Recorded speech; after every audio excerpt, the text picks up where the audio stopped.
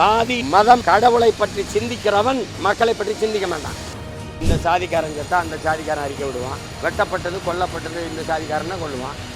அது அம்மா அப்பாவுக்காக கொலை பண்ண அந்த அன்பு தாண்டா இந்த அன்பும்.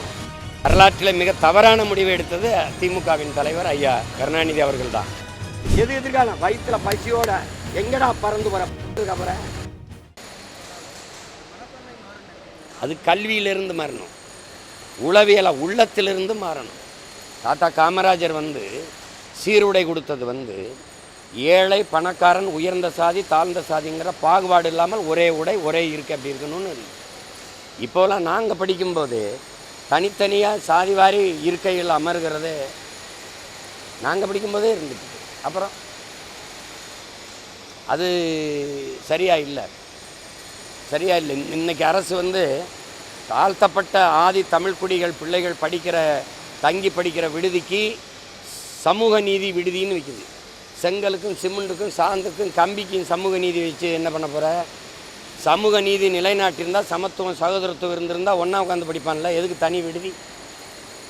இப்போ நீ 60 வருஷமாக என்ன சாதிச்ச சொல்லு. இது கல்வி அறிவை புகட்டுகிறது. தொடக்கத்திலிருந்து அதை சரி பண்ணணும்.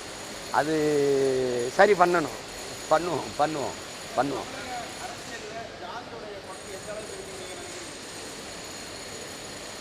இங்கே சாதி மதம் தான் அரசியல் செய்யுது. அதை கேள்வியே கேட்கக்கூடாது. நீங்கள் உங்களுக்கு தெரியாதா?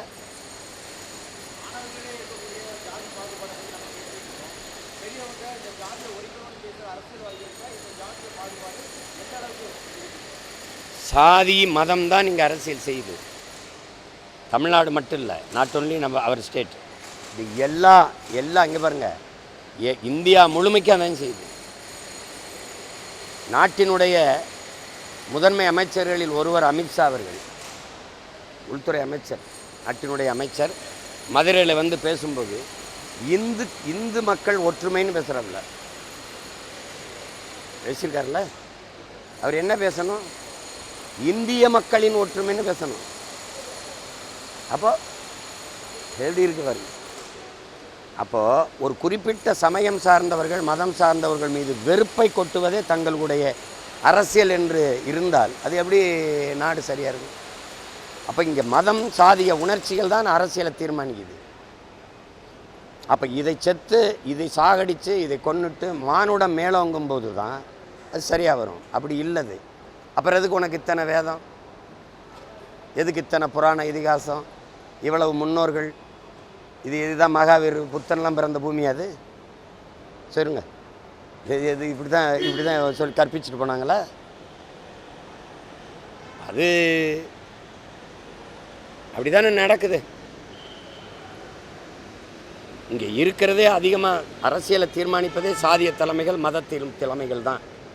இந்த சாதி மத தலைமைகளை ஒரு தலைமை வச்சுக்கிறது. உன் சாதிக்கு 4 சீட்டு, உன் சாதிக்கு ஒரு 3, உன் சாதிக்கு 8, உன் மதத்துக்கு ஒரு 2, உன் மதத்துக்கு 2 அப்படின்னு ஒரு தலைமை வச்சுக்கிறது. சரி, பாரதிய ஜனதா கடந்த 24 கூட்டணி வச்சதில்லை. பாரதிய ஜனதா மதவாத கட்சி, அது மதத்துக்கு நிற்கும், அது இந்து மத கட்சி, அப்படி தான் இருக்குது. அதோட கூட்டணிக்கு நின்னதெல்லாம் யார் சொல்லுங்கள். எல்லா சாதி கட்சியும் சேர்த்து ஒரு மத கட்சி தலைமையேற்று இருந்துச்சு. ஆமாவா இல்லையா? அப்போ எது அரசியல்? புரியுதா? அப்போ அது அண்ணல் அம்பேத்கர் சொன்னது தான். இங்கே சமபங்கு சமத்துவம் அப்படிங்கிறதே அது சரியாக வரலை. உரிய பங்குன்னு வரணும். சமபங்குனா எப்படி? பங்களால் மாளிகையில் இருக்கிறவனும் தாழ்தளத்தில் குடிசையில் இருக்கிற பள்ளத்துக்குள்ளே குடிசையில் இருக்கிற நானும் எனக்கும் ஒரே சமபங்குன்னா அது ஏற்புடையதாக இருக்கா? உரிய பங்குன்னு சொல்லு. நீ பல 100 ஆண்டுகளாக கல்வி பயின்று வர, நான் பல 100 ஆண்டுகளாக கல்வி மறுக்கப்பட்ட சமூகத்திலிருந்து வரேன். 2 பேருக்கு சமபங்குன்னா எப்படி தம்பி விளங்குதா? அப்போ இது நாங்கள் தான் சொல்கிறோம், இந்த நாட்டில் அடிப்படையை தகர்த்து மறு கட்டடம் கட்டணும். அதை தான் புரட்சியாளர் பகத்சிங் சொன்னான். வெளிப்படையாகவே அநீதிகளால் கட்டமைக்கப்பட்ட சமூகத்தை தகர்த்து முற்றுமுழுதாக புதிய ஒரு சமூகம் படைப்பதாண்டா புரட்சிங்கிறான். அதுக்கு தான் நாங்கள் போராடிட்டு இருக்கோம். நாங்கள் அதனால தான் அடிப்படை அமைப்பு அரசியல் மாற்றம்ங்கிறோம். இந்த அரசியலுக்குள்ளே, இந்த அமைப்புக்குள்ளே ஒன்றும் செய்ய முடியாது. ஒரு மண், ஒரு அச்சு, யார் உட்கார்ந்து அறுத்தாலும் ஒரே மாதிரி செங்கல் வரும். ஒன்று அச்சை மாற்றணும், இல்லை மண்ணை மாற்றணும். புரியுதா? நாங்கள் அச்சை மாற்றிரோம்டாங்கிறோம். புரியுதுன்னு நினைக்கிறேன். இப்போ ஐயா ரஜினிகாந்த் போன்றவர்கள், மார்க்கண்டே கட்சி போன்ற நீதி அரசர்கள்லாம் சிஸ்டம் ராங்குங்கிறாங்க. நான் அதை தூய தமிழில் அமைப்பு தப்பாக இருக்குங்கிறேன். புரியுதா?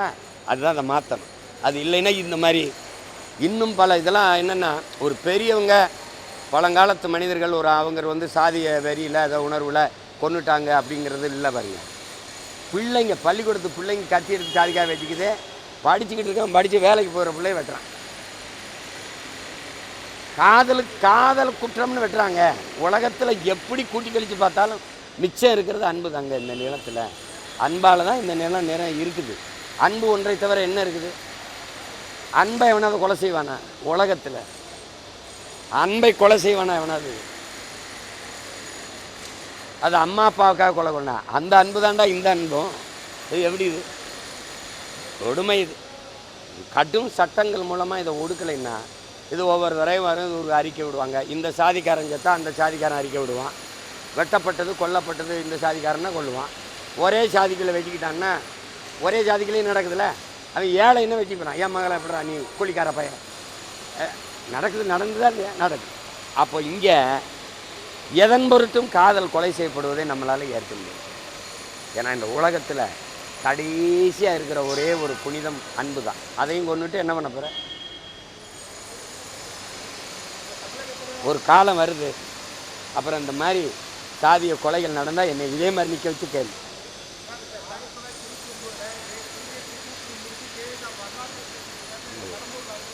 கேட்கல. என்னது?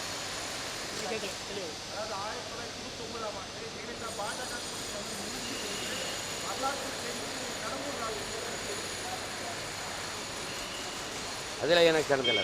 அது நான் வரலாற்று தவறுன்னு வர்றாரா? நான் வரலாற்றிலே மிக சரியான முடிவுன்னு சொல்கிறேன். வரலாற்றில் மிக தவறான முடிவு எடுத்தது திமுகவின் தலைவர் ஐயா கருணாநிதி அவர்கள் தான். வரலாற்றில் மிக சரியான முடிவு எடுத்து திரும்பி வந்து இனி கடைசி வரை நான் பாரதிய ஜனதாவோட கூட்டணி வைக்க மாட்டேன்னு சென்னை மெரினா கடற்கரை நடந்த மாநாட்டில் முடிவெடுத்தாங்க. அவங்க எடுத்து வரலாற்றில் மிக சரியான முடிவு. அதுக்கப்புறம் ஐயா எடுத்தார் பாருங்க, ஐயா கருணாநிதி 99 அதே இதில், அது மிக தவறான முடிவு. இப்போ எடுத்திருக்காங்க பாருங்க அதே அதிமுக, அது மிக மிக தவறான முடிவு.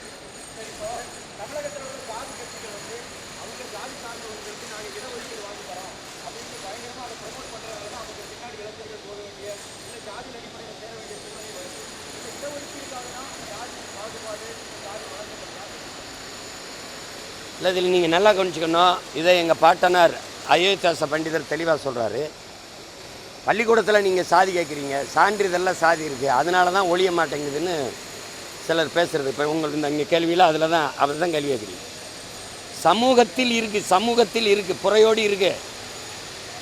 அதை ஒழிக்கணும்னா நான் சொன்னது தான், உரிய பங்கு ஒவ்வொருத்தனுக்கும் உரியது கிடைச்சதுன்னா அதுதான் எல்லோருக்கும் எல்லாம்ங்கிறது சரியில்லை, உரியது.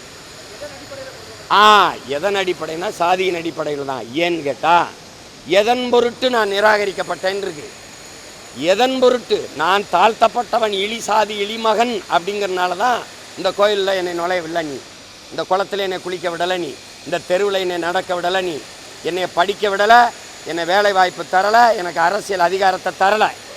எதன் பொருட்டு பல நூறாண்டுகளாக மறுத்தியோ அதன் பொருட்டே நீ எனக்கு தரணுங்கிறது தான் இந்த வகுப்பு வாரி பிரதிநிதித்துவம். அதுக்காக கொண்டு வரப்பட்டதான். இட ஒதுக்கீடு கிடையாது, இட பங்கீடு. திரும்ப திரும்ப சொல்கிறேன், ஒதுக்கீடுங்கிற வார்த்தையை நீங்கள் முதல்ல ஒதுக்கணும். பகிர்வு, பங்கீடு, உரிய பங்கீடு. அப்போ குடிவாரி கணக்கெடுக்கணும். நான் 10 பேர் இருக்கிறோம் எங்கள் வீட்டிலன்னா 10 பேருக்குரிய சாப்பாடை கொடுத்துரு. அந்த வீட்டில் 100 பேர் இருக்கிறான்னா அந்த வீட்டுக்கு 100 பேருக்கு கொடுக்குற சாப்பாடை கொடுத்துரு. ஆனால் எனக்கு 100 சாப்பாடு அவனுக்கு 10 சாப்பாடு அனுப்புனா அது நீதி அல்ல, அநீதி. இதுதான் கோட்பாடு. விளங்குதா? சாதி ஏன் இருக்குது? நீங்கள் இங்கே பாருங்கள், நத்தைக்கு ஏன் கூடு தேவைப்பட்டுச்சு, தேலுக்கு ஏன் கொடுக்க தேவைப்பட்டுச்சு, ஏன் வருது? எனக்கு எதுவும் இல்லை, என்னை தொட்டு தொட்டு விளையாடுறான், அடிக்கிறாங்க போது எனக்கு கொடுக்கு தேவைப்படுது. எனக்கு எதுவுமே கிடைக்கலைங்கும் போது நான் ஒன்றா நின்று போராடி பெற வேண்டிய தேவை ஏற்படுது. எனக்கு உண்டானது எனக்கு கொடுத்துட்டீங்கன்னா அங்கே தானாக சகோதரத்துவம் வந்துடும். யார் மோத போகிறா? யார் மோத போகிறா? தம்பி யார் மோத போகிறா? நான் இப்போ தேவர், கல்லர், மறவர், அகமுடையர். கல்லருக்கு உள்ளதை கொடுத்துரு, மறவருக்குள்ளதை கொடுத்துரு, அகமுடையருக்குள்ளதை கொடுத்துரு, முடிஞ்சு போச்சு. படையாச்சு. எங்கள் ஐயா 10.5 நீங்கள் கொடுத்துருக்கீங்க. அவர் 20 கேட்குறாரு. எவ்வளவு? 20. இப்போ எங்கள் ஐயாவே சொல்கிறாரு எண்ணீருன்றப்பல. நாங்கள் வன்னியர் எவ்வளவு எண்ணிக்கைக்கு ஏற்ப கொடுத்துரு. ஐயா 10.5 வரல 8 தான் வருது கொடு. ஐயா 10.5 வரல 15 வருது கொடுத்துரு. தானே பிரச்சனை? யார் கேட்க போகிறா? நீங்கள் உட்காந்துக்கிட்டு நான் 48 இருக்கேன், 52 இருக்கேன், 22 இருக்கேன். ஏய், எடுத்து கொடுக்காத எண்ணி கொடு, அள்ளி கொடுக்காத அளந்து கொடு. அதுதான் சரியான சமூக நீதி. இதை கொடுத்துட்டீங்கன்னா அதை பற்றிய சிந்தனை வராது. எனக்கு உண்டான கல்வி, எனக்கு உண்டான வேலை வாய்ப்பு, எனக்கான அரசியல், எனக்கான அதிகாரம் அது கிடைக்கும்போது இந்த மோதல் குறைஞ்சிரும், செத்துரும். அதை பற்றி சிந்திக்க நேரம் இருக்காது. நீ வர்ற தலைவனெல்லாம் இங்கே பாருங்கள், வர்ற தலைவனெல்லாம் ஒன்று தான் தம்பி, நீங்கள் தெரிஞ்சுக்கிறீங்க நல்லா. சாதி, மதம், கடவுளை பற்றி சிந்திக்கிறவன் மக்களை பற்றி சிந்திக்க மாட்டான். அது தேவைப்படாது. ஏன்னா இந்த உணர்ச்சியை தூண்டி வாக்கை பெற்ற முடியும், அதிகாரத்துக்கு வந்துட முடியும். மக்களை பற்றி சிந்திப்பவனுக்கு சாதி, மதம், சாமியை பற்றி கவலைப்பட தேவை இருக்காது, நேரம் இருக்காது. புரிஞ்சிருச்சுன்னு நினைக்கிறேன். புரிஞ்சிருச்சா? நீங்கள் சாதி மதத்திலே சிந்திச்சுக்கிட்டு இருந்தீங்கன்னா, கடவுளை பற்றியே சிந்திச்சுக்கிட்டீங்கன்னா மக்களை பற்றி சிந்திக்க மாட்டான். இவன் சாமியை பற்றியே பேசிட்டு இருப்பான், வாழ்கிற பூமியை பற்றி பேச மாட்டான். இப்போ இந்த ஏர்போர்ட்டில் ஏதாவது குறை கண்டிருக்கீங்களா? வரக்க விமானம் இருக்கா? வண்டி இருக்கா? இல்லை, ஒரே ஒரு வண்டி தான் இருக்குது. எதுக்கு 5000 ஏக்கரில் அங்கே போய் கட்ட போகிற? எது? யார்? நாங்கள்லாம் ஐயா இந்த ஏர்போர்ட்டு பச்சைக்கலையா சரியில்லையா ஐயா, இடிச்சுக்கிறதையா உன்னோட ஒன்று ஐயா, நல்லா இருப்பியா, ஒரு பெருசாக ஒன்று கேட்டோமா? சரி, இப்போ நான் சென்னையில் இருக்கேன்ல, இங்கே இருந்து நான் கிழக்கு கடற்கரை சாலையிலேருந்து இங்கே வர 1 மணி நேரம் 1.25 மணி நேரம் ஆகுது. இங்கேருந்து பரந்தூருக்கு போனால் இங்கேருந்து ஒரு விமானம் எடுத்து அதில் பறந்து அங்கே போய் இறங்கி அப்புறம் அங்கேருந்து போகிறதா? இதெல்லாம் அறிவு இருக்கிறவன் வேணா செய்யலாம். எது எதிர்காலம் தம்பி? எது எதிர்காலம்? வயிற்றுல பசியோட எங்கடா பறந்து போகிற? எங்கே பறந்து போகிற? நீ பறந்து போகிறவனை பற்றி கவலைப்படுற, நீ பசியோடு இருக்கவனை பற்றி கவலைப்பட மாட்டேற. தம்பி, நான் அவசரமாக ஒரு இடத்துக்கு போயிட்டு இருக்கேன், வெறியேற்றி விட்டுறாரு. இது போன்ற செய்திகளை மேலும் தெரிந்து கொள்ள எங்களது யூடியூப், ஃபேஸ்புக் மற்றும் ட்விட்டர் ஆப்களை சப்ஸ்கிரைப் செய்யவும்.